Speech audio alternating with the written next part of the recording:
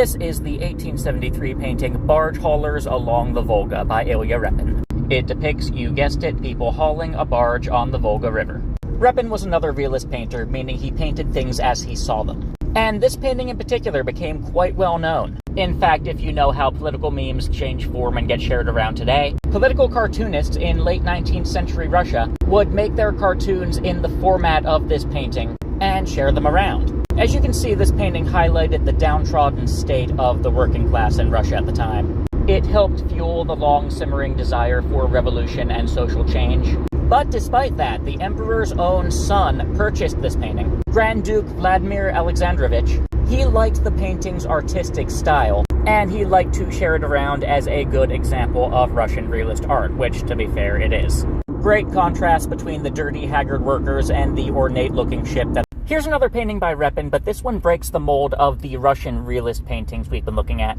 This one is called Sadko. It's based off of a Russian folktale. A musician, Sadko, is transported to the realm of an underwater sea king. He sings a song for the king. The king is pleased. The king offers him the choice to marry any one of his 300 mermaid daughters. You can see in the painting they are lined up for him one by one. The one in the front who just got refused is not looking too happy. Sadko is refusing them because he's following the advice of a saint who told him to refuse all 300 daughters 3 times, and then he is to marry the very last daughter. Her name is Chernovushka. You can see some of the other daughters looking excited, hopeful, maybe a little giddy. They think they might be the one. We get sort of a Cinderella stepsister sort of vibe. And then you see Chernovushka all the way in the top left looking down at Sadko. Come to think of it, I wonder how much this story did influence. This painting, Religious Procession in Kursk, is an 1883 painting by Ilya Repin. Looks like a nice ceremony, right? Well, look closer. You can see the priest carrying the icon appear to be drunk, and that appears to be the source of some social discontent going on the left. You can see someone using a crutch looking angry, trying to break through there, and someone else with a stick beating her off. A little further back, you can see mounted officers on horseback. One of them appears to be spitting on the crowd. This painting was a social commentary more than anything. The author wrote, quote, "Life around me disturbs me a great deal and gives me no peace. It begs to be captured on canvas," end quote. And fun fact, Tolstoy, famous Russian writer, actually liked this painting quite a bit.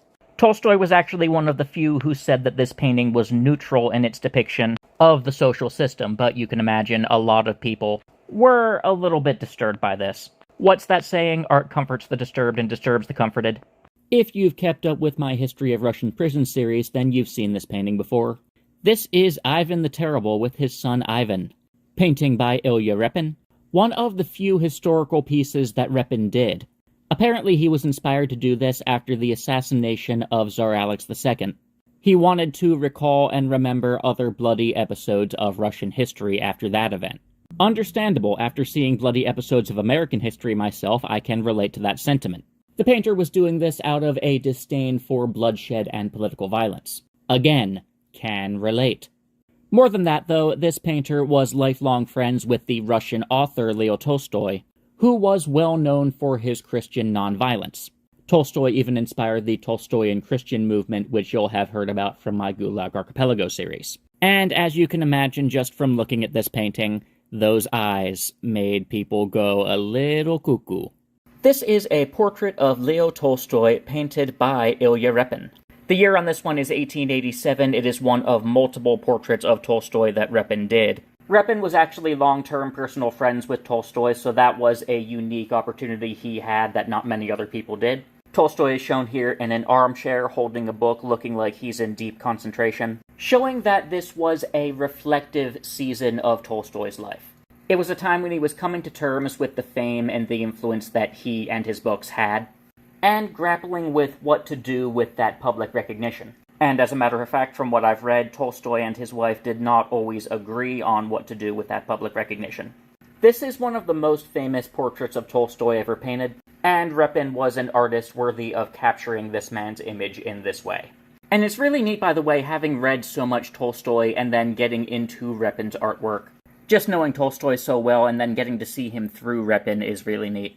Here's another painting by Ilya Repin, this one painted in 1884. Kind of. Here's the story. Repin actually painted an earlier version of this. The earlier version had fewer people, it was a smaller painting. And then after he painted this one, he redid the expression on the face of the man 4 times. This was after the painting was already made public. He wanted to get this one just right. Why was this so important? Well, the man in the painting is a returning political prisoner. We've gone over how often the czars of Imperial Russia imprisoned people for political speech. He's coming back to his family, including mother-in-law, children, wife, and the different family members have a very wide range of emotional responses to his return, but generally happy. This one was advertised as a realist, paint it as you see it, slice of life sort of thing, but really it was a social and political commentary about how political prisoners often became sort of folk heroes in Russia at the time. A painting by Ilya Repin that was completed in 1891. This is Reply of the Zaporozhian Cossacks to Sultan Mehmed IV. The story behind this painting, it's in the 1600s. The Ottomans are trying to advance and gain land in what is now modern-day Ukraine. The Cossacks who lived there won a military victory over that army. The Sultan nevertheless asked them to submit to Ottoman rule. And here we have a painting of a bunch of those Cossacks sitting around a table, joking with each other, crafting the most vulgar reply they can think of. In this letter, they apparently parodied a rhyme that sounded similar to all the official titles that the Sultan had, but of course made that rhyme full of vulgar insults. Hey, when you win a battle, when the Ottomans can go no further, when you're sure of your military position, why not? This painting at its time was the most expensive Russian painting ever sold to none other than Tsar Alexander III for 35,000 rubles. If you got money, flaunt it. This is an 1867 painting by Repin. Ecce homo, that is Latin for behold the man. That is the phrase, according to the Bible, that Pontius Pilate used to introduce Jesus to the angry Jewish crowd on the day of his death. Interesting choice in biblical scene, and this is also really early in Repin's career. He was born in 1844, so that would have made him 23 years old at the time this painting was finished. The first thing I noticed about this was the texture. It honestly looks like a cave painting, which that, at first glance, combined with the homo in the title, at first made me think this was supposed to represent something Neolithic. But then, looking closer, you can see the red sash that Jesus is wearing, and the lighting effect from that torch is really interesting. I could not paint something like Paintings by Ilya Repin, Diogenes and the Boy. This is an 1867 painting, still very early in Ilya Repin's career. Repin was born in 1844, so he would have been 23 years old at the time of this painting's completion. You can see in the leaves things that look like those texture effects that we saw in his other painting, Ecce homo, which he did around the same time. This painting shows the Greek philosopher Diogenes, the story where he comes across a boy drinking with his hands, and of course Diogenes the Stoic, wanting to shed all his material possessions and live a simple ascetic life. When he sees someone drinking with his hands, he realizes he does not need a drinking bowl, and he smashes his wooden bowl right there. Interesting story, interesting character, Diogenes. Fun and unique that Diogenes was represented in art this way, although a lot of the stories about him that go around online, I think it's hard to really capture his personality on canvas. Still, a very good start for Mr. Repin. This painting is Job and His Friends by Ilya Repin, Russian painter. Painted in 1868, he was 24 years old at the time. It's pretty impressive skill for that age. This painting shows the character Job from the Bible. God tested Job by taking away his wealth, his family, his health, everything in his life. And then his 3 friends came to offer him advice. The friends did not understand him, did not offer good advice. They said that he must have sinned to have ended up in that situation. I think with this painting in particular, though, the artist wanted to illustrate the wide gap between the friend's understanding and Job's situation itself. You can see him sitting on the ground, wearing rags, his head is bowed. Meanwhile, his friends are still wearing fancy clothes. They look like they could even be talking and joking like normal. And it begs the question, would you, the viewer, would your friends get it if you found yourself in a really down-and-out situation like that? And that's the type of thing that Repin, even at age 24, was able to communicate in his paintings. Another painting by Ilya Repin, this one in 1870, titled Burlak.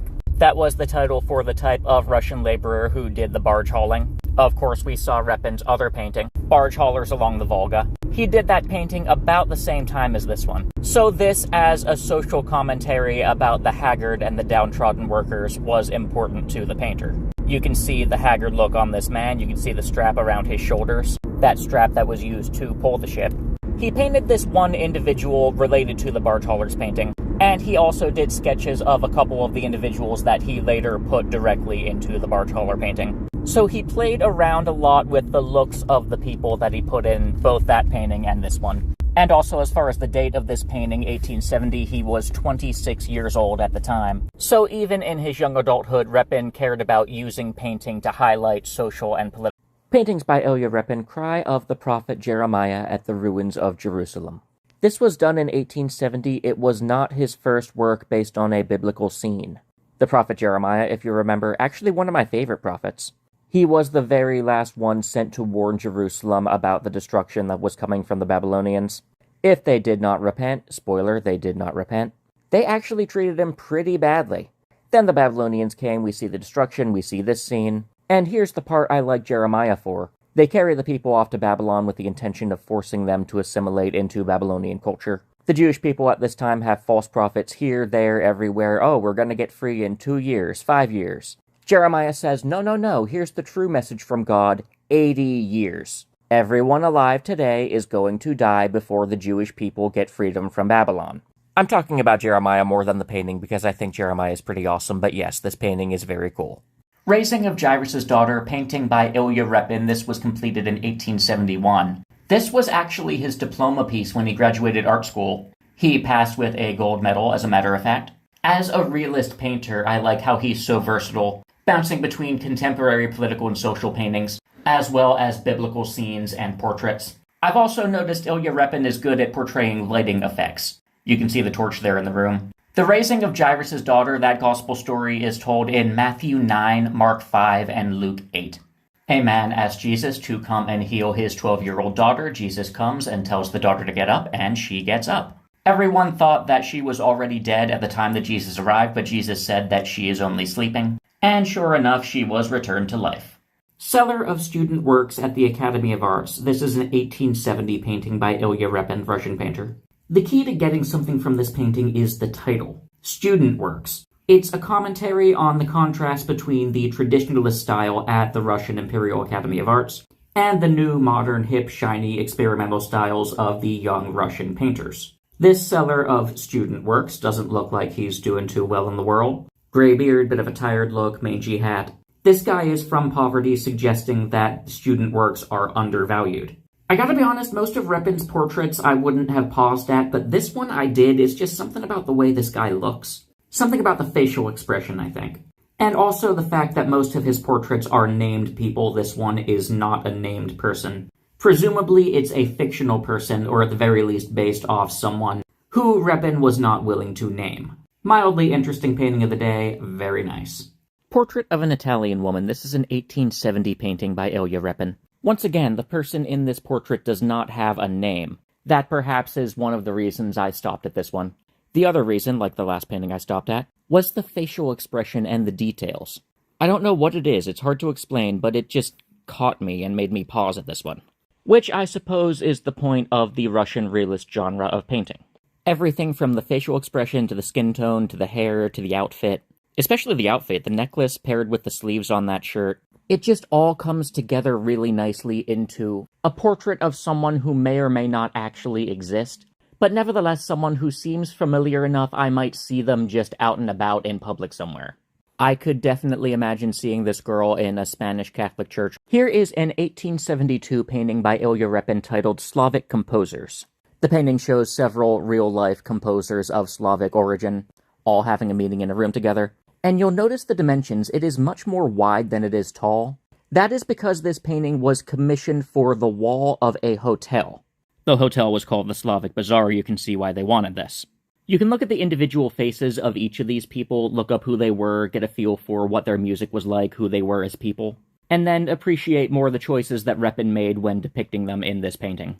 The painting is currently on display at the Moscow Conservatory. This painting, Newspaper Seller in Paris, was done during Ilya Repin's time in Paris between 1873 and 1875. It was a bit of a departure from his Russian realist roots, in that he was not focusing on one specific person in a painting, or maybe a couple specific people, but rather focusing on a scene of urban life in Paris, and in doing so highlighting people from several different social backgrounds. We have children, we have, of course, the newspaper seller front and center. We have people who are obviously aristocrats, people who are obviously from the lower classes. So while it wasn't a portrait which was Ilya Repin's specialty, this painting still was a pretty good slice-of-life depiction of what an everyday scene in that time and place in the city of Paris would have been like. It's one of those paintings that you see it and you can just imagine the noise that goes along with it as well. I look at this and I imagine lots of different voices and the sounds of lots of people moving around as they do their everyday things in paintings by Ilya Repin. This one is titled A Fisher Girl. It was done in 1874. The painter was 30 years old at the time. Also, if I understand correctly, he was living in France at the time. His native land is Russia, so he might have been feeling a little bit homesick when he painted this Russian peasant girl. This is another one of his paintings of an unnamed person, not necessarily a specific person who existed, but someone who represents and typifies a group of people. So this painting represents and portrays, I would say resilience is the right word, of the Russian lower classes. The rural farm laborers in Russia at this time had lots of inequality with the higher classes. When the Russian Revolution happened, despite the fact that it resulted in a notoriously horrific regime, we should remember that there was a legitimate grievance for the people who did the rebelling. And this painting represents the strength and, I wouldn't say outward dignity, but the type of dignity that's reflected outward after living in hard conditions and making it through. Ukrainian Girl by a Fence. This is an 1876 portrait by Ilya Repin, the painter. Another one of his portraits that does not have a name for the person, but rather this person is a stand-in representative of so many people in this group, so many people like her. She is wearing traditional Ukrainian clothing, which, as a matter of fact, I had not seen before this painting. It reminds me sort of like a Baltic traditional style. Repin himself, the painter, though many people call him Russian, he was born in Ukraine. And in 1875, he was finishing up, I believe it was a 4-year stay in Paris. So it may have been that he was getting homesick in Paris and started painting something that reminded him of home, and then finished and published this painting the next year in 1876.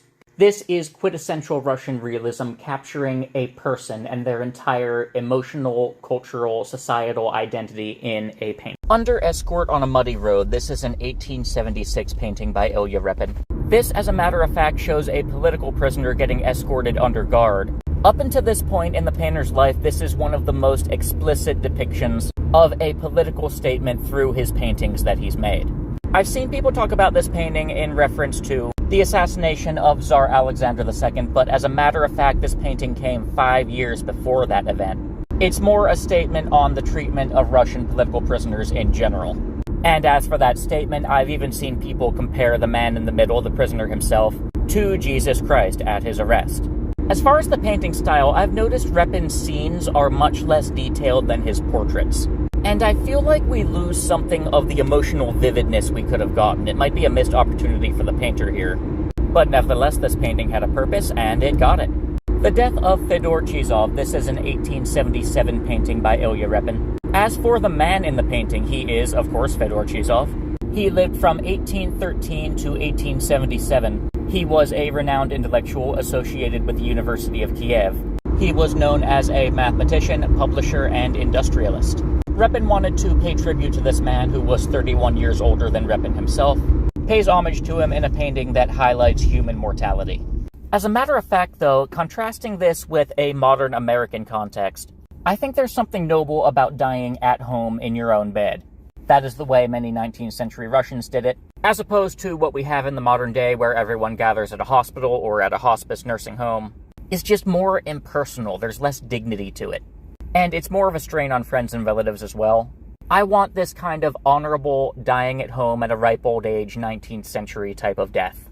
Peasant with an Evil Eye is an 1877 painting by Ilya Repin, and this one begs the viewer to do a lot of inference by themselves. A lot of that inference will come from the title of the painting. Being accused of having an evil eye was a superstitious thing in rural Russian communities. Well, not just there, in other places as well, with specific cultural meanings behind each one. I don't exactly know the exact context behind the rural Russian cultural meaning, but it invites the viewer to think about it, to think about the kind of mistrust and suspicion that went along with that. To think about what this man might be feeling or thinking about you if you're a stranger or even a neighbor looking at him. Sort of like a witchcraft accusation. Americans might be more familiar with that. So that's one way you can think about it, one thing you might compare it to. Excellent food for thought from the realist painter Ilya Repin. Returning from the war. This is an 1877 painting by Ilya Repin. The specific war he's referring to is the Russo-Turkish War. which went from 1877 to 1879. Lots of soldiers came home wounded from this war. And being the realist painter that he is, Ilya Repin wanted to portray real emotions as they were. So you see in this painting other members of the community showing not just happiness, but a lot of concerned faces there, and also some curious faces. And of course, the people returning aren't exclusively happy as well. We see people wanting to hear stories and people wondering if they're okay, which based on their facial expressions, they might not be.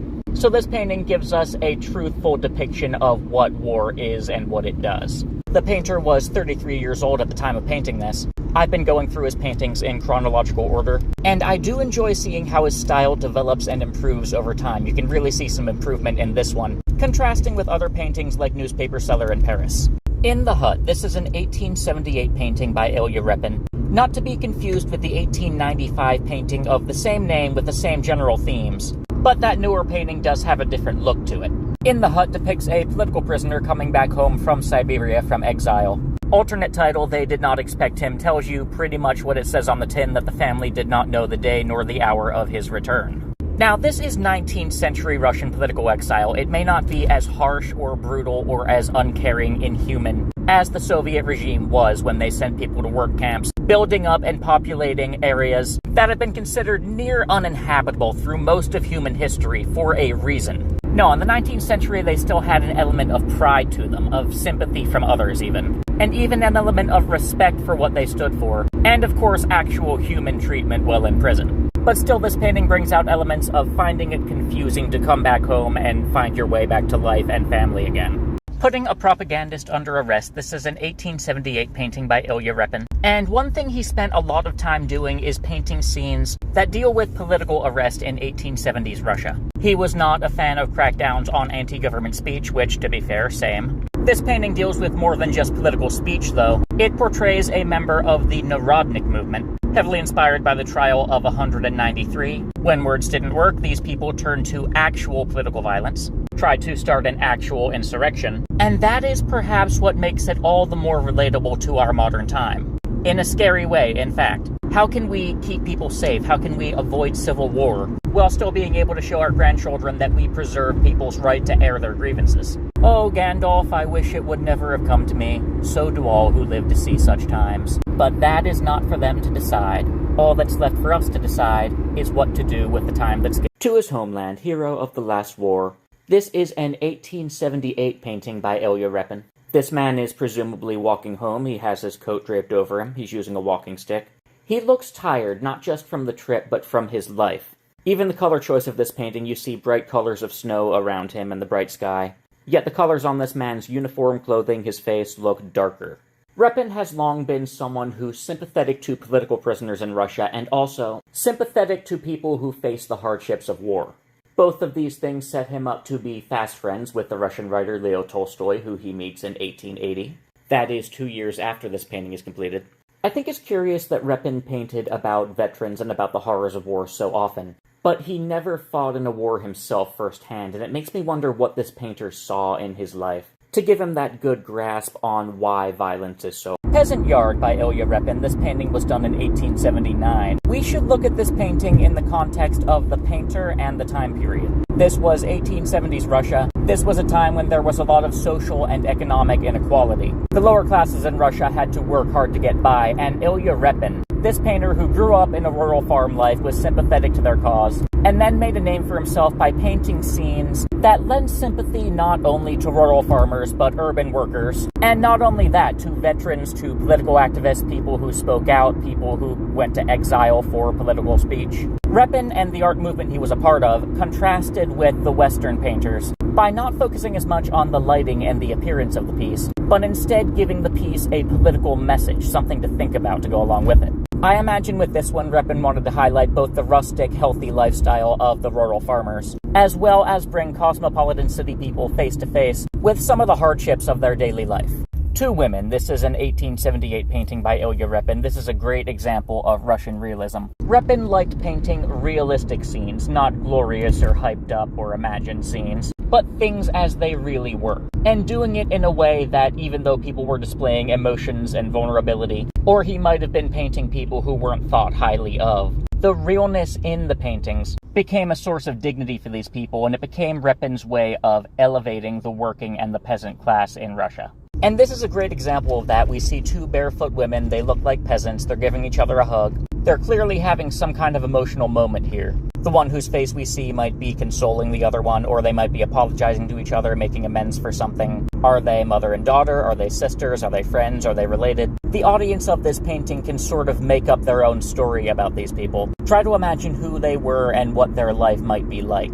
And that's what makes this painting so interesting. Here's a piece of history painted by Ilya Repin in 1879. This is Tsarevna Sofia Alexeyevna in the Novodevichy convent. Sophia here, beautiful face, really. She was half-sister to the Russian Tsar Peter the Great. He was called great for a reason. She actually tried to lead a rebellion against him, and her sitting in this convent stewing, not looking happy at all. Yes, this is her house arrest. This is her punishment for leading a rebellion against her half-brother. And another fun detail, if you look closely at that window there to the right, hey, that looks like a guy hanging by his neck outside there. Yes, that is one of her loyal soldiers. Apparently she was able to look out the window and see the executioners of her loyal fighters. Charming end to a rebellion, really. Sophia's first failed rebellion was in 1689, and the second one was in 1698. She eventually died in 1704. That is almost 200 years before the time of Sending Off of a Recruit. This is an 1879 painting by Ilya Repin. This was a commentary on the Russo-Turkish War. That lasted from 1877 to 1878. It ended a year before this painting was completed. But you can imagine this painting was heavily inspired by that war, especially the shift to universal conscription in Russia. This painting shows a family, a village community, saying goodbye to their loved ones, sending their son off to war. Illustrates the broader range of people who were sent off to war, and the strong emotions that come along with that. Maybe even excitement, but maybe fear. Repin was known for making political statements with his paintings. He was sympathetic to veterans, to political exiles, to the lower and the working classes, as well as peasant rural farmers. This painting certainly shows a picture of the latter. His art style was part of the Russian realist art movement, which focused on realistic scenes portraying people and emotions as they were, not an idealized version of them. Walk with Lanterns. This is an 1879 painting by Ilya Repin. Still a great example of Russian realism, but in this one he takes a sidestep from portraying political or societal things. This painting is more personal to his own life. Actually, it is a family portrait for his family. And what do you notice? There's a lot of darkness here. It begs the question, why? We see a figure, it looks like the mother lighting a lantern, and there's two children facing her. In the foreground, if you look closely, you see two figures who might be the same children facing the mother, but they're portrayed again running towards the mother. As a matter of fact, Repin painted this shortly after the death of his son. The darkness of the painting is widely thought to be symbolic of the foreboding, foreshadowing, tragedy to come. And in fact, that same life event from Repin probably influenced one of his most famous paintings, which is Ivan the Terrible and his son, Ivan. Of course, immediately after Ivan the Terrible strikes his son on the head and realizes that his son is going to die of that head wound. Warrior of the 17th century, this is an 1879 painting by Ilya Repin. This is meant to be one of the Cossack warriors who fought against the Turks. It is thought that Repin probably made this when he was coming up with the concepts for the people that he would include. In a painting he did a couple years after this, Reply of the Cossacks to the Sultan. Repin is a realist painter that comes through in the face and the expression and the emotions of this man. He liked exploring contemporary social and political themes in his painting, but he was no stranger to doing historical themes as well, and even did a few biblical themes. Did a couple paintings of Jesus, did one of the prophet Jeremiah. He did a painting of Ivan the Terrible, Russian history, as well as Peter the Great's sister. And it makes sense that he would want to use painting to explore his specifically Ukrainian Cossack roots, and try to get in touch with the people his ancestors might have been. The Pilgrim. This is an 1880 painting by Ilya Repin. The first thing I notice here is we don't get much background on this painting. It's all foreground. We're focusing on the character himself. The character is a pilgrim. It looks like he has a crutch. He might have a bad leg. He's wearing humble attire. He might not be well off, not necessarily from a peasant background. He might have willingly forsaken worldly wealth. This painting invites the viewer to think about the concept of solitude in the quest for some kind of meaning in life. And it also, perhaps less intentionally, invites the viewer to think about Russian society and Russian people's reliance on faith, especially in times of hardship. and this shone through in a big way for the next century after Repin's life. If you think about it, the Soviets pretty much nearly extinguished true Orthodox tradition in Russia. The Soviet Union fell, 3 decades ago, and it's already back and strong? That is resilience, if nothing else, and it invites the thought, if that kind of faith is ingrained into the culture, ingrained into the mindset, maybe even ingrained into the blood. Zaporizhian Colonel, this is an 1880 painting by Russian realist painter Ilya Repin. One of several paintings, actually, that he did leading up to his more famous painting in 1891, I believe. That was Reply of the Zaporozhian Cossacks to the Sultan. That painting had a number of people in it, and in preparation for that, Repin actually drew a lot of the individuals one by one before he made the big painting, this being one of those individuals. And for a lot of these paintings, Repin actually modeled people that he personally knew, and used them as a base for these people in this painting. All these paintings together were a way for Repin to explore his Ukrainian roots, explore the Cossack heritage through the history of one of their major military victories, and celebrate his culture in that way. He did a lot of paintings that had deep emotions and heavier topics, so his historical works about the Cossacks feel comparatively light when you put them next to works featuring political prisoners, exiles, veterans that were contemporary to his time, etc. Evening Party, this is an 1881 painting by Ilya Repin. However, Evening Party is just the most accurate that an English translation can get for the title of this painting. The original word, as used in Ukraine, means a late harvest party specifically for young people to entertain each other. And that is just what we see in this painting. We see dancing, we see music, we see candlelight hanging from the ceiling. It is clearly late at night. These young people look like they might be having a dance competition or something. Repin is remembered as being one of the big names of the Russian realist genre of painting. But around this time, late 1870s, early 1880s, his paintings explore a lot of his ethnic identity as rural Ukrainian farmer. Both earlier and later in his career, he would paint scenes of specifically Moscow Russian history. But around this time in his life, he's painting a lot of Cossack Ukrainian history, as well as just general contemporary to his time Ukrainian farm life, including this scene that goes along with that. Exit of Patriarch Hermogenes. This is an 1881 painting by Ilya Repin. This painting is a scene from Russian history, and here's the story behind it. In the year 1612, Russia was right in the middle of what they call the Time of Troubles. That's when they had a bunch of emperors in a short amount of time. They had civil war and other problems. And to make things worse, the Polish invaded, and they successfully occupied Moscow. The figure in yellow in the middle is the famous Patriarch Hermogenes. The title of Patriarch means the head of the Russian Orthodox Church. And at a time when the state was particularly weak, the head of the church held a lot of power in Moscow. And the Patriarch here was guilty of trying to lead a Russian popular resistance movement against the foreign Polish puppet rulers. So they kicked him out of his position for that. This painting, Exit of Patriarch Hermogenes, depicts the time when he was kicked out of his position. Street in Tiflis. This is an 1881 painting by the realist painter Ilya Repin. Tiflis, for those who don't know, is the capital city of the country of Georgia. That is to the east of Turkey, to the south of Russia, and to the west of the Caspian Sea. The name of this city, though, was changed again in 1936. It is now called Tbilisi. As far as Ilya Repin's works go, he does cityscapes less often than he does portraits of people or paintings of historical scenes. The one big cityscape I can think of that he did before this painting was Newspaper Seller in Paris. And perhaps that interested me less than this particular painting. Maybe because Paris is less of a novel and unknown and exotic place than the capital city of a nation in the Caspian region. I can't quite put my finger on it, but something about the colors, or maybe the layout and the architecture of the buildings, just draws my eyes into it. Impressive use of paint overall. The Wanderer. This is an 1881 painting by Ilya Repin. A relatively small canvas at that, 30 by 17 centimeters. And yet, to make up for the size of the piece, I actually think this looks like more detail than he usually puts into his paintings. The Wanderers, or, I hope I'm pronouncing this right, Peredvizhniki. That was the art movement that Repin was a part of. They were known for rejecting the more traditional style of artwork taught at the Imperial Academy of Arts in St. Petersburg.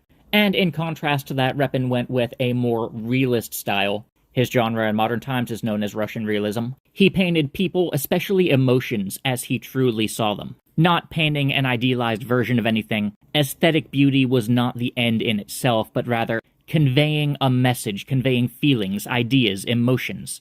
That's what he tried to do in his paintings, and I think he did it pretty well. And this humble man that he painted reminds us of that. Watch. This is an 1881 painting by Ilya Repin. Just to be clear, the title is Watch. In this painting, in the foreground, we see what's meant to be a Cossack riding a horse through a field. It's a sunny day, looks like nice weather. The man is holding what looks to be a long rifle, which makes you think they're probably guarding the field from something or someone, hence the title Watch.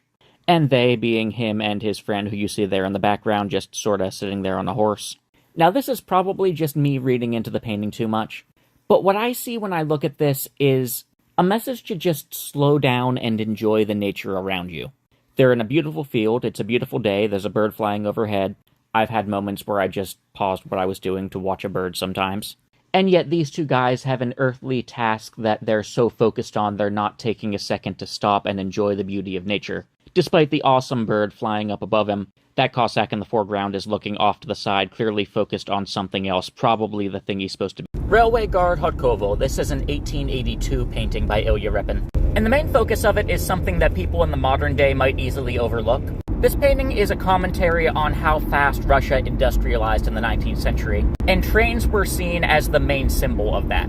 Technology was just advancing faster than people could wrap their minds around it. A modern equivalent might be one of those statues you see of a person with their face glued to a smartphone. Again, technology just advancing faster than people can wrap their minds around it. Another place where trains are the big focus of industrialization is in a Tolstoy novel, Anna Karenina. Trains in that story are used as a symbol for modernity, or rather modern shifting cultural trends.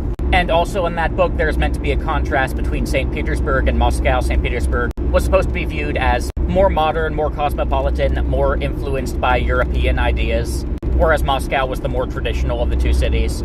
Times change, but lots of things just stay the same. In the Township Board, this is an 1877 painting by Ilya Repin. This one illustrates a local government meeting in 19th century Russia.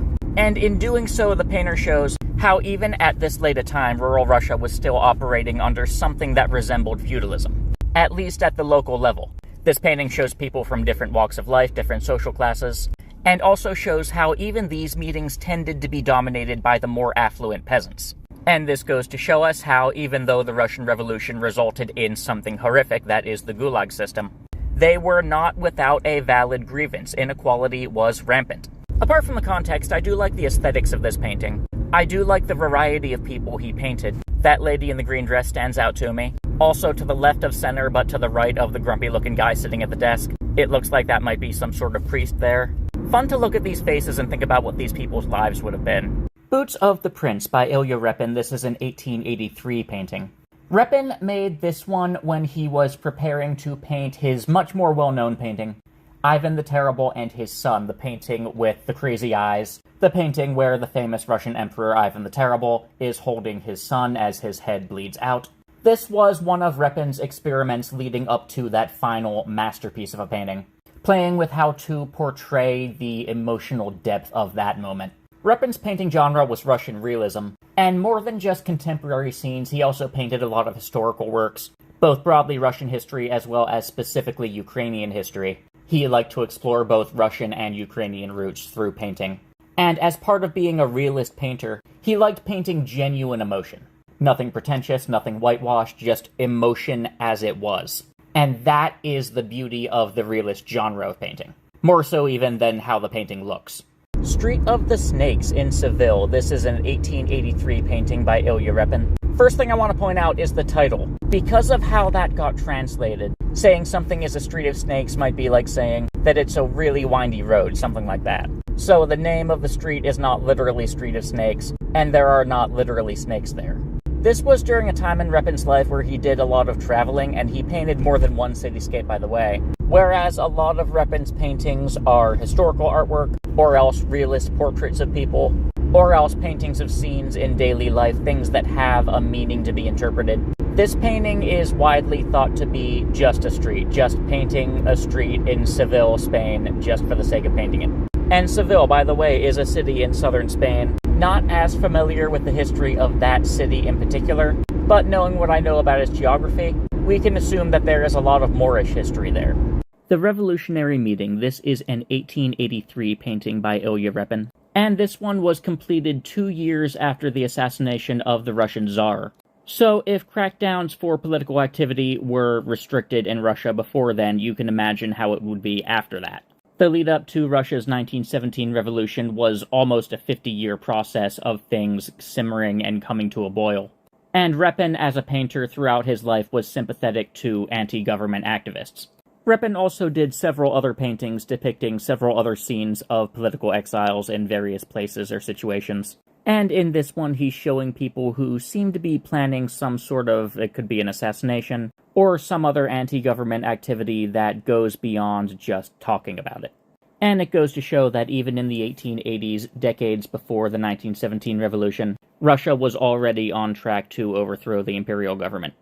Choosing a Bride for a Grand Duke, this is an 1884 painting by Ilya Repin. Historically, in Russia, they would actually have bride shows like this, where several noble women would be brought in and the prince would look among them and choose the one he wanted to marry, more often for political reasons than for actual love. This practice ended under Peter the Great. He was the Russian Tsar that wanted to modernize and Europeanize Russia.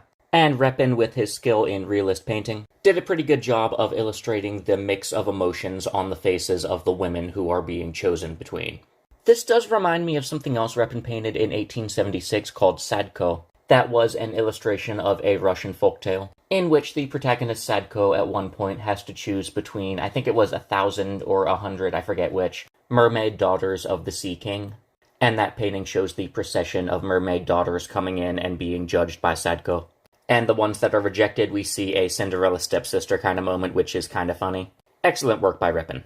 Annual memorial meeting near the wall of the Communards, in the cemetery of Père Lachaise in Paris. That title of a painting is a mouthful. This is an 1883 painting by Ilya Repin. For those who don't know, in 1871, France lost the Franco-Prussian War, and for 72 days, Paris was run by a far-leftist revolutionary government. When the French army later came in and cleared them out, 147 of them were executed next to this wall, which became known as the Wall of the Communards. And after that, this wall became sort of an annual pilgrimage site for a bunch of the world's communists, socialists, and general far-lefty types, including Ilya Repin, who himself was in Paris during the 1870s. Russia, where Repin was from, has long been heavily influenced by the French and French culture, and Repin, along with many other Russians, seem to have taken all the revolutionary sentiment to heart.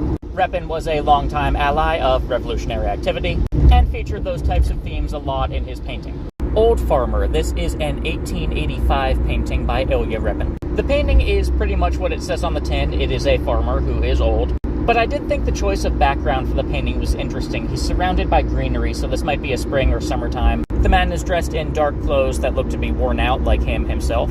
I've seen people describe his look as introspective. That's as good a word as any for it. In the 1880s, the life of a rural Russian farmer was a hard one. There was lack of social and political equality, and the painter Repin, having come from this type of environment during his childhood, was more than sympathetic to hardworking people who have just been given a tough lot in life.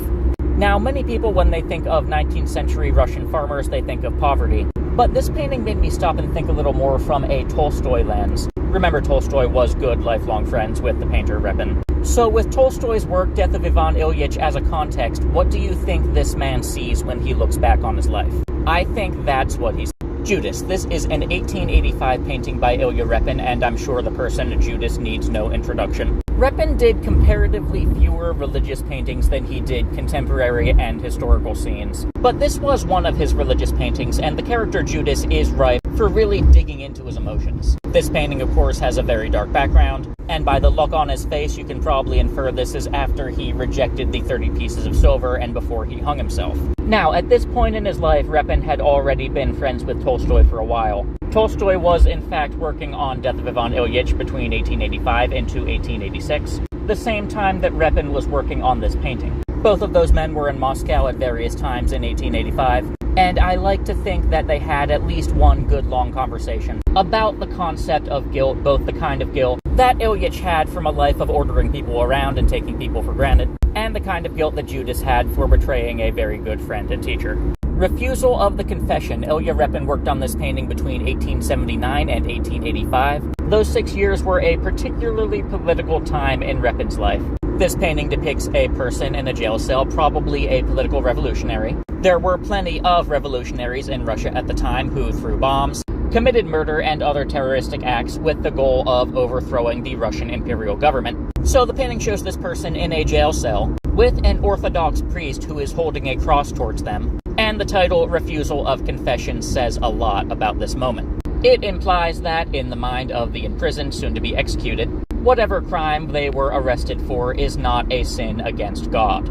And despite this being a political martyr but not a Christian martyr, I can't help but be reminded of Martyr's Mirror, which, hey-ho, I'm recording the audiobook for that currently. Just the sheer number of people who were asked to confess and recant and come back to the true faith, so-called, but they happily said that God was on their side, and happily died for it. Alexander III receiving rural district elders. This is an 1886 painting by Ilya Repin. Apparently, or so I've heard, I cannot confirm it, Repin was personally there to witness this event and document it through painting. The event itself took place in 1883. That is significant because it is 2 years after the assassination of Alex III's father. So this is a time when Russia has a lot of political tension and political violence, and the new Tsar wants this to be a big show of unity between the nobility and the peasants. The painting itself shows a balance between that central authority and the rural farming backbone of the country. And we might get a little hint of Repin's political attitude towards this by observing how the nobility seems to fade into the background of the painting, while the foreground is dominated by the rural elders. Another thing to note here is the diversity of those elders. We can see there a variety of ethnicities, a variety of different kinds of cultural garb. Repin intentionally put that in there to show the diversity of Russia. Taking Christ into Custody. This is an 1886 painting by Ilya Repin. Now, Repin did fewer religious paintings than he did political or contemporary or historical, and the first thing to note about this one is he finished it in 1886, just a year after his painting of Judas, so he might have been working on those two at the same time, or at the very least very close to each other. And indeed, the parts of the gospel that they represent are very close to each other as well. The second thing to note is how a realist art style portrays this as opposed to a more traditional Christian painting. No idealizing anything, all raw emotion as it was. With something more traditional, you can imagine stained glass windows, very bright. Maybe Christ and the apostles might have symbolic halos on their heads. Not so with this one. Dark because it's at night, torchlight. You can read a lot in the look on Jesus' face. You can also see if you can pick out Peter and try to find the moment where he cuts the Roman soldier's ear off. Try to pick out Judas and see what his face looks like a moment after he kisses Jesus. Makes for a very interesting image. Portrait of Leo Tolstoy as a plowman in a field. This is an 1887 painting by Ilya Repin. Repin was a good friend of Tolstoy for much of his life, so it's fair to say he knew Tolstoy very well, which is a good advantage for a portrait painter to have when they're painting someone. Because making a portrait is not just about capturing someone's image, it's about capturing their personality in a painting that will tell future generations something about who they were, not just what they looked like. And Tolstoy, something about him was that despite being familiar with aristocratic life, he was comfortable doing manual labor, which is probably why Repin chose to show him doing farm work on a field that Tolstoy himself owned. We can see this aspect of his personality not just through this portrait, but in his writing as well. Many people believe that the character of Levin in the book Anna Karenina was a self-insert, and this character Levin was very concerned about the welfare of the peasants on his farm, and there's even a very long scene in that book where Levin joins them for a day of farm labor. St. Nicholas saves 3 innocents from death. This is an 1888 painting by Ilya Repin. This painting, of course, depicts St. Nicholas saving 3 people who are condemned to death from execution by a corrupt official. This is more than just a religious painting. It ties in with the concept of the death penalty in a broader sense, and contemporary to Repin, this came at a time where it influenced public discussion, and he knew it. The death penalty in Russia would be a heated public debate up to, during, and after the revolution, and as a figurehead for the argument of mercy, Repin chose a famous saint at the moment he intervenes, and saves 3 people's lives. I've seen people call this an antithesis to one of his other paintings, Ivan the Terrible and his son Ivan, of course depicting the moment that the famous Tsar killed his own son by hitting him in the head. One painting shows what can be saved by calculated mercy. The other painting shows what can be destroyed in a flash of blind, uncontrolled anger. Whoever says to his brother, Raka. Ilya Repin did a lot of portraits that I did not cover, but this one caught my eye, and I thought it would be a good piece to show the kind of thought that goes into making a portrait. This is Sofia Mikhailova Dragomirova. This painting was done in 1889. She was 17 years old at the time this was painted. So let's pick out some of the details. She's wearing very traditional clothing. The blue headdress is a nice flash of color. Her face looks serious. Melancholy is a word I've seen people use to describe it. She is sitting, leaning with her elbow on a table. So think about these details. Think about what this says about her and try to think about what you learn about her life just through those. Now, a little bit more. Her father was a famed military theorist. So in that light, we can infer she had a pretty strict upbringing. And we can think about a little bit of an internal conflict between leaning into all that traditional stuff, pleasing her parents, pleasing her family, and perhaps escaping into one of the books that is sitting next to her on that table. Boris Godunov with Ivan the Terrible. This is an 1890 painting by Ilya Repin. Boris, for those who know their Russian history, was the advisor to Ivan the Terrible, Ivan being the first Russian emperor and the last of his dynasty. Boris, the popular advisor who is gaining public approval at this point, while Ivan, who was named Terrible for a reason, is aging and decrepitating and losing grip on his control of the court. This painting is a scene from Russian history, but perhaps it illustrates something contemporary to Ilya Repin's time as well. Alexander III was still Tsar at this time. His father, Alexander II, was disliked. The third wanted to strike a contrast with his father. That's at least some of the political context for this painting. But perhaps Repin wanted to portray the imperial house, the imperial system of government in general, as being old and tyrannical and decrepit. We of course know that Repin was very sympathetic to political exiles and revolutionaries. I think this painting was more of a political statement than a homage to a scene from history. The Nativity. This is an 1890 painting by Ilya Repin. Repin has done many more portraits than religious works, and he's also more familiar with historical and contemporary scenes, but still he's done a fair few religious paintings, and this one I think is a very good one. Exemplifies really well the realist art style. That is, no whitewashing, no making things look glorified or idealized. Realists like to show the scene, and especially the emotions, as they really were, warts and all. And that goes for this particular scene as well, which is usually glorified when it's painted. This one shows a pair of young parents having a newborn baby in a less than ideal place. It's dark outside, I can imagine it's cold as well. They are seeing by candlelight. And the face of Mary, the face of Jesus too for that matter, and the posture of Joseph convey a lot of the emotions that go along with that. All in all, very nicely done, and I think I like this more than the stained glass window style of painting that I more often see when this scene is depicted. Leo Tolstoy Barefoot. This is an 1891 painting by Ilya Repin. Repin, as I mentioned before, was good friends with Tolstoy for many decades. That is a great advantage to have for someone who is painting a portrait of this man. Now let's think about which aspects of Tolstoy's personality are conveyed through this particular portrait. Of course, Repin did several portraits of Tolstoy over the span of several years. This one, Tolstoy has on very simple clothes. He is barefoot. It looks like he's probably walking in a garden or through a forest. Looks like he's probably having a moment of silence to connect with nature. Especially the bare feet make me think that he's connecting with nature. That is one powerful tool to ground yourself. I can easily imagine Tolstoy having these walks maybe every morning. Maybe he's praying while he's doing this, looking at birds, looking at trees. Maybe thinking about what he wants to do today, how he can be a tool for God's kingdom. Very likely, I think, thinking about whatever sins he committed the previous day and asking forgiveness. Having read so much of Tolstoy, I can easily imagine him doing this. Leo Tolstoy in his study. This is an 1891 painting by Ilya Repin. This is one of multiple paintings of Tolstoy that Repin was working on in the year 1891 alone. These two men had a decades-long friendship, and because they knew each other so well and because of Repin's realist painting style, Repin was uniquely qualified to portray Tolstoy's life.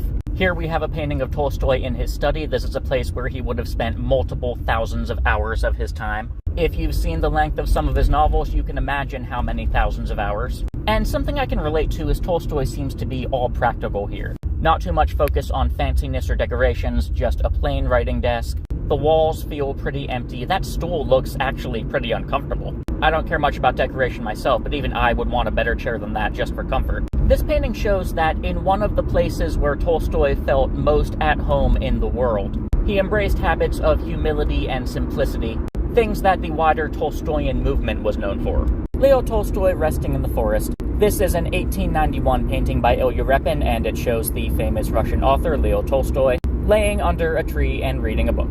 The artist Repin and the writer Tolstoy had a decades-long friendship.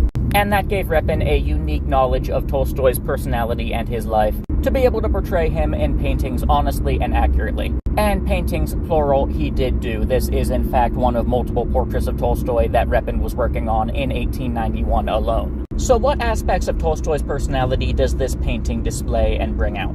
I would say a lot of similar things that are displayed in the other portrait, Leo Tolstoy Barefoot. Groundedness in nature, in this case he's literally on the ground. He's comfortable being by himself, comfortable with his own thoughts, he's absorbed in a book, probably having fun listening to bird songs.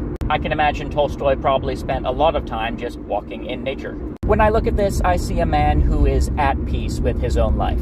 Storm on the Volga. This is a painting by Ilya Repin, and the date is a little confusing. This was started in 1870, very early in his career. It was completed and exhibited in 1873, and then later on in 1891 he went back and made some changes to it. I believe the version you're looking at here is the final 1891 version. This painting shows, what else, a storm on the Volga. And for this particular painting, I do like the style of brushstroke that he used. For other paintings, I often don't, but for this one, it makes it feel like there's water blowing around, there's rain everywhere, there's chaos. Now remember, Repin is a realist painter. That means, above all, above even how the painting looks, Repin values emotional honesty in the things that he's painting. So what emotions do you see on the faces of these people?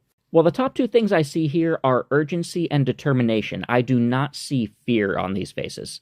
I think this painting is a statement about the hardiness of Russian peasants and Russian... Autumn Bouquet, Portrait of Vera Repina. This is an 1892 painting by Ilya Repin. This painting is not of his wife, but of his daughter, Vera. This is definitely one of his more detailed paintings. His portraits usually are. And it's weird to say this, but I see the resemblance between his daughter and him. Especially weird to say this for a painting and not a photograph. I see it in the nose, the jaw, the shape of the eye sockets. That is definitely his kid. She also took after her father in aspiring to the arts. She was a student of painting and also apparently Italian opera. And I thought it was an interesting choice for a facial expression that he gave her in this painting. Gives me the impression that she was quiet, introverted, not at peace in the way that I saw Tolstoy was from Repin's paintings of that man, but wrapped up in her own projects, in her own little world, a little head in the clouds, sort of. She's surrounded by a nice scene of nature. Fall might even be her favorite time of year based on the painting. But even despite that, it looks like her mind is somewhere else. Portrait of Tatiana Tolstoya. This is an 1893 painting by Ilya Repin. Tolstoya, of course, this is the daughter of Leo Tolstoy, famous Russian author. Leo himself was also a longtime friend of Ilya Repin. Now, Repin as a realist painter, the thing about that genre of art is they care more about emotional honesty than anything else, even the aesthetics of the painting. And the thing about portraiture as well is about communicating not just what someone looked like, but aspects of their personality through a single image. And drawing off of both those influences, the thing I think that tells me the most about who she was is the expression that Repin painted on her face. Sort of like a Mona Lisa expression. I can look at that for a long time and just wonder, what's she thinking? I get the impression she's calm, level-headed, not easily roused to emotional extremes. I actually get older sibling vibes more than anything. Not even knowing if she had siblings or not, that's the impression I get. In control of her own domestic affairs is what I think this portrait. Kuzma Minin. This is an 1894 painting by Ilya Repin. It is a historical painting. It depicts a Russian national hero by the name of Kuzma Minin. In the 17th century, after the fall of one imperial dynasty, Russia went through what is known as the Time of Troubles. And as part of that, a foreign nation, that is Poland, invaded and governed there for a short few years. Minin, a man from Novgorod, became a folk hero by mustering an army from the locals, encouraging people to take up arms against the Polish and take back their homeland. This painting shows people sacrificing their personal belongings, including religious icons, in order to pay for the raising of this army. Certainly a pivotal moment in Russian history, and I have to wonder if Repin chose this for a reason. If Repin saw some kind of parallel to his own contemporary time in this historical Russian scene. I have to wonder if he saw a hypothetical peasant revolt as the Russian people taking back power and autonomy from a social class that did not have the nation's best interest at heart. Tramps, homeless. This is an 1894 painting by Ilya Repin depicting, what else, a pair of homeless people sitting barefoot in a public place, looking haggard, run down, dirty, with worn-out clothes. Repin was very much a realist painter, meaning he cared about showing genuine emotion in his artwork, and he prioritized that even above the aesthetics of the painting itself. So let's look at the faces and the body language of these two men. The guy on the right seems pretty run down, pretty exhausted from life. Whereas the guy on the left, I would still say that he's probably tired of life, but not altogether resentful of it. He strikes me as someone who's not altogether at peace, not altogether content, but at the very least able to tolerate his conditions. That's just my read on it. Repin was also no stranger to making social and political statements with his artwork. For instance, he strongly identified with Russia's working class, the rural farmers, and the urban city workers as well. And this would be part of that, displaying the resilience of Russian peasantry, even in the harsh conditions they had to endure as part of their daily life. Christ with the Bowl, this is an 1894 painting by Ilya Repin. Now, if you know anything about Repin's painting, you know that he is a realist painter. He seeks to paint emotional honesty, he seeks to paint things as they are, warts and all. And so, to a Western eye, this particular painting would look strange when we line it up next to so many of his other paintings. Even his religious paintings. He painted Judas, he painted the arrest of Jesus, he painted Ecce Homo. But this one, first impression, strikes me as more glorification, more otherworldly, than how he portrayed the subject matter of anything else I've seen him paint. The fact is, though, this is Russian realism. People in 19th century Russia looking at this would have been contrasting it with the type of icons you would see in an Orthodox church. And lined up next to those, this painting would be an almost unheard of amount of emphasis on the human element of Christ. I also think it's interesting Repin painted Christ's eyes looking up, showing that even he has reverence and obedience for the Heavenly Father. Follow Me, Satan. This is an 1895 painting by Ilya Repin. I say 1895, there was an earlier version of this painting done in 1891 that looks even less detailed than this. I would say even this one looks relatively abstract, lined up to a lot of other things that Repin painted. This one depicts Matthew chapter 4, that is when Christ spent 40 days in the desert and got the famous 3 temptations from Satan. Here we see Christ standing alone with Satan standing behind him. Looks like Satan might be whispering in his ear, or at least trying to, and then we see the painting title, Follow Me, Satan. That suggests Christ is walking away, leading Satan in a certain direction rather than Satan leading him. Satan is forced to follow and not control where he goes in his earthly walk. Or at least that's what I get out of it. I think it's interesting how he painted the bare minimum of detail, I would say, in the faces, and yet we're still able to get some kind of emotion from those faces and the body language. It's one of those paintings, I don't know why I'm pausing at this one, but for some reason I am. The Wedding of Nicholas II and Alexandra Fyodorovna. This is an 1895 painting by Ilya Repin. The wedding itself took place in 1894. And this was an interesting historical moment, interesting year in Russian history. Alexander III, the old Tsar, died that same year. So in this moment, only for a short amount of time, Nicholas II has been emperor. The wedding was initially planned to be much bigger, but in observance with mourning customs, they made it a smaller, more intimate arrangement. Nicholas II would go on to be a pretty long-reigning emperor, 23 years. And if you count 23 years from 1894, you get 1917. If you know anything about Russian history, you have an idea what happened that year. Nothing bad ever happens to the Romanovs. But yes, this painting by a realist painter depicts the last time a Russian emperor got married.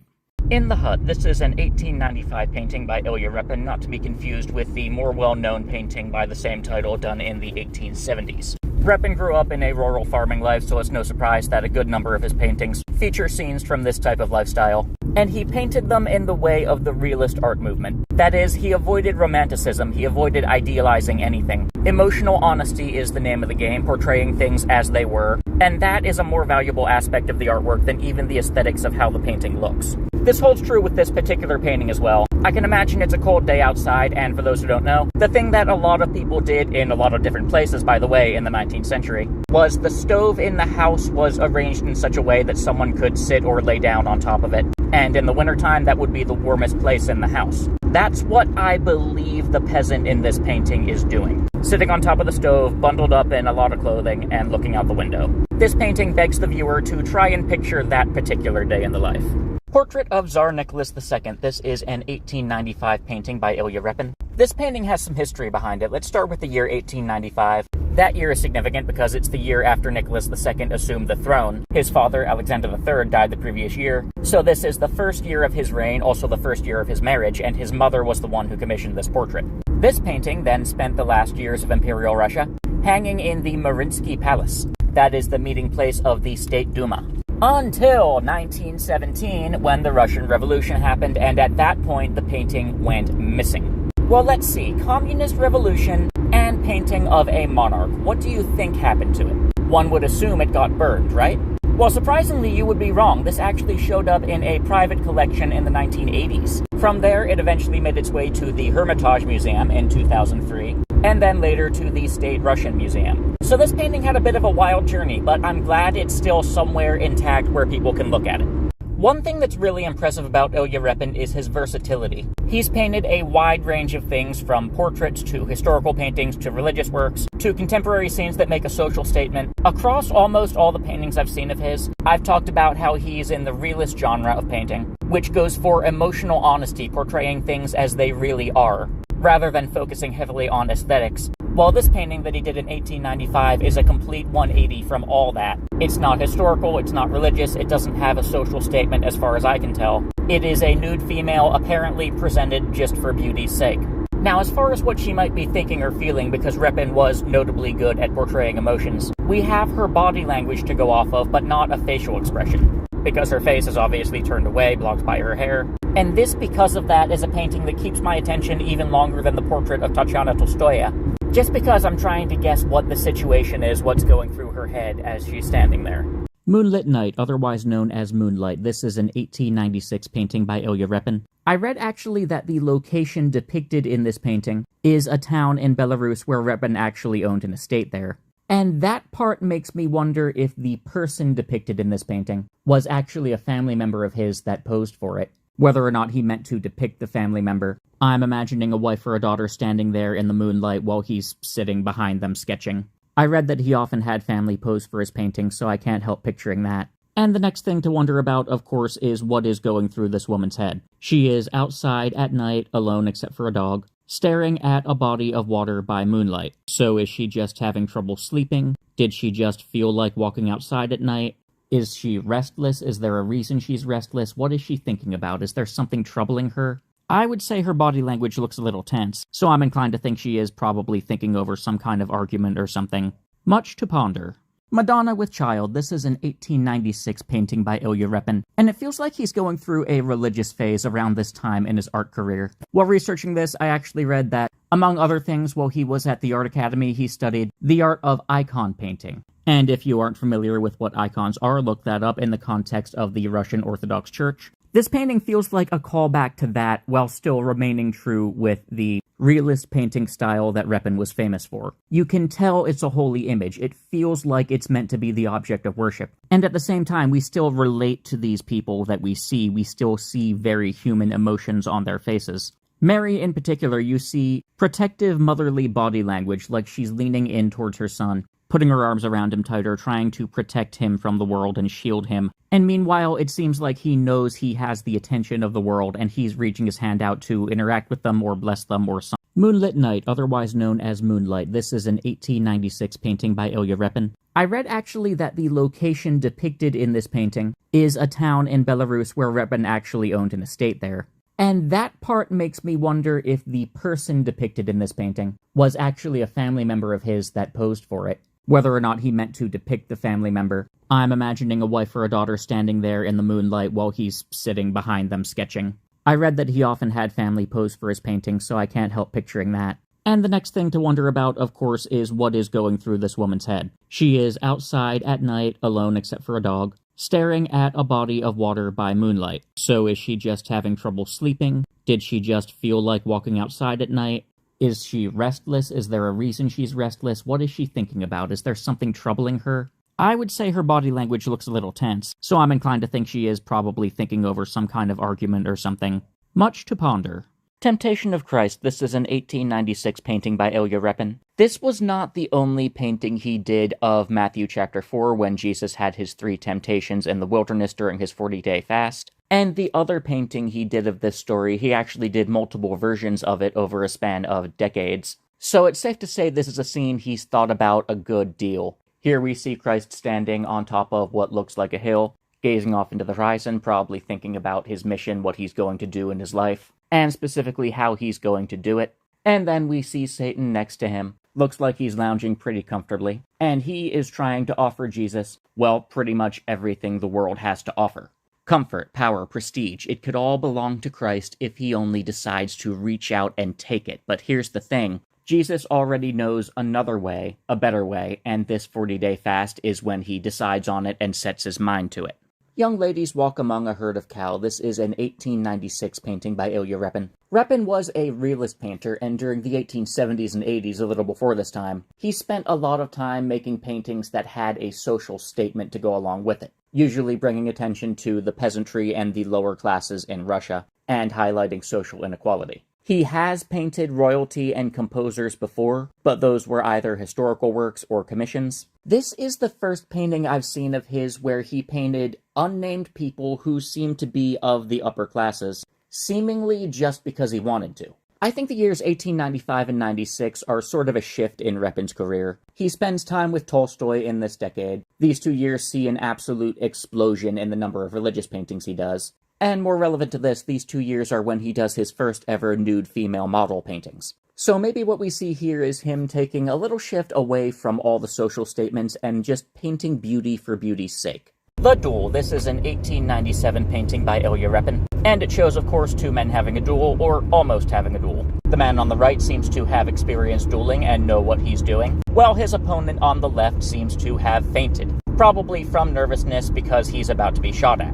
For anyone who's seen or listened to Hamilton, you'll have a decent idea of what a duel is, and in 1890s Russia, it was still a part of their culture, and they also had a decent idea of it from one of their most famous works of literature at the time, that was Eugene Onegin, by the famous writer Pushkin. Repin, as a painter, was a realist. His thing was showing emotions not romanticized, not glorified, not idealized, but as they really were. And so, ignoring the doctor and everyone else present at the duel, let's look at the two duelists themselves. We can imagine the man on the right, a little annoyed maybe. He woke up, he came out all this way, went through all the trouble of getting ready, and then his opponent faints like a little sissy. Couldn't even follow through with it. And then the opponent, on the other hand, well, just try to imagine aiming a pistol at someone and having them aim one at you. Duel between Onegin and Lenski. This is an 1899 painting by Ilya Repin. This painting illustrates a pivotal moment from the book/poem Eugene Onegin by the famous Russian writer Pushkin. Pushkin lived from 1799 to 1837, so he was about 60-70 years before the time of this painting. This painting, meanwhile, having been done by such a famous Russian painter, has become synonymous with this famous book, despite having been painted so long after the book was written.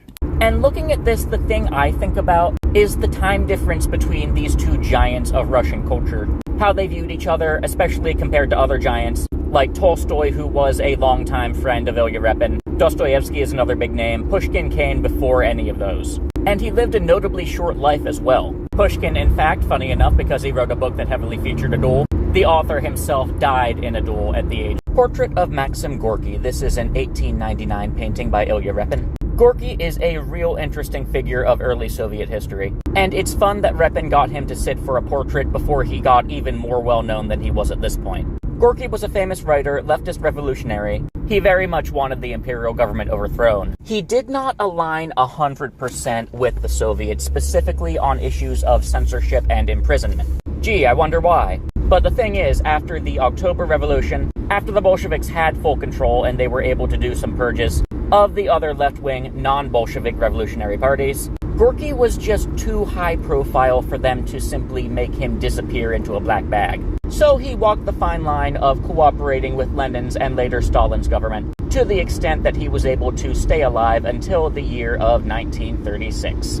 The official story says he died of cardiac arrest, but there's conspiracy theories. The Last Supper. This is a 1903 painting by Ilya Repin. Towards the end of his painting career, I've noticed he did a lot more religious works, and this was one of a few scenes from the Gospel that seemed to get a lot of attention from his brush. Specifically the part of the Last Supper where Jesus said that one of the apostles was going to betray him. There was one other painting in particular that saw Peter's reaction in focus, but this one seems more widely focused on the reaction of the broader group.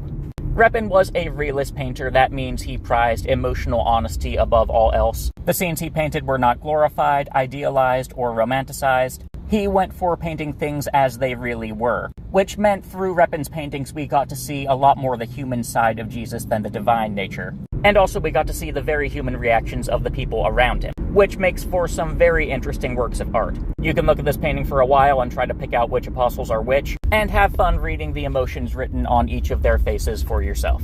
On the Shores of the Gulf of Finland, this is a 1903 painting by Ilya Repin. This painting was done towards the end of his career, which is a possible reason why it's different from most of the things that he's painted thus far. Not that he hasn't done landscapes before, he's done paintings of busy streets, but something strikes me as being different about this one. He started out in the 1870s painting socially provocative people and scenes. He broke the traditional mold of the type of painting that he was taught in art school, and became a big name in the Russian realist art movement. He painted royalty, he painted famous writers, he painted scenes that highlighted social inequality in Russia, and more recently he did a lot of religious paintings. But this one is simply a beach near the estate where he spent the last 30 years of his life. And like those two nude art models he did in the mid-1890s, this one seems to have been done just for beauty's sake. And it makes me wonder if, as he was painting this, he was looking back on his life with a sense of melancholy, and if some of that emotion might have been channeled into this painting. That's just what I think. What do you think? Man's Best Friend. This is a 1908 painting by Ilya Repin. It is also a very good boy. Repin is most famous for the painting Ivan the Terrible and his son Ivan. He did lots of other different types of paintings of lots of other different types of scenes. And now, 1908, he's almost retired at this point. He's slowing down a lot with the number of paintings that he does per year. He seems to be nearly done with the paintings that have social or political undertones at this point in his life. A lot of the things that he paints this late in his career are religious in nature. It's almost like looking at all his work in chronological order, I can feel his tiredness, but tiredness isn't really the right word for it. I see a desire to disconnect from the worldly and just enjoy retirement, I guess. So we see him painting a beach near his home. We see him painting scenes from the gospel. We see him painting a woman taking a moonlight walk by a lake. And we see him painting something that might have been his dog, something that might have been his companion for years and years. The dog certainly looks old. So, hug your dog today. David and Goliath. This is a 1915 painting by Ilya Repin. Repin was definitely in his later years at this point. He was 70 or 71 years old when he did this. He has a long career of painting behind him at this point, and I can see the influence of some of his previous paintings on this one. This is also a point in his life where he's taking more time in between finishing paintings, and I can see that he put a lot more attention to detail into this than he did a lot of his others. As for the subject matter and themes of his paintings during his later years, a lot more religious paintings, as we can see here. Most of them from the Gospels, but some of them, like this one, from the Old Testament. The smile on Goliath's face, as he boasts to the people around him, he thinks that David being sent to go up against him is a joke. That smile reminds me of Reply of the Cossacks to the Sultan. That is another painting by Repin that he did decades earlier. And it's nice in that way seeing Repin's painting career come full circle with this one. This image makes me eager to see what happens next in the story. Blessing the Children. This is an 1890 painting by Ilya Repin. Repin was in his 50s at this point. He's a little bit past the midpoint of his art career. And it's around this time that the proportion of religious paintings he does starts to grow by a lot. So it's safe to say that from this time going forward is a very religious time in his life. He painted scenes from the Old Testament and other scenes from the Gospel as well, mainly focusing on the Gospel. But this scene depicts Jesus doing what else? Blessing children. Repin was a realist painter. That means he prized emotional honesty above all else, sometimes even above the aesthetics of the painting itself. People who study Christianity will know that Christ had both a divine nature and a human nature. This realist style of painting meant that Repin emphasized the human nature of Christ a lot more often than the divine. And it also meant portraying a lot of these biblical scenes in a much less romanticized way than other painters and authors often portrayed it. To see this in action, just look at the emotions of the people in this painting.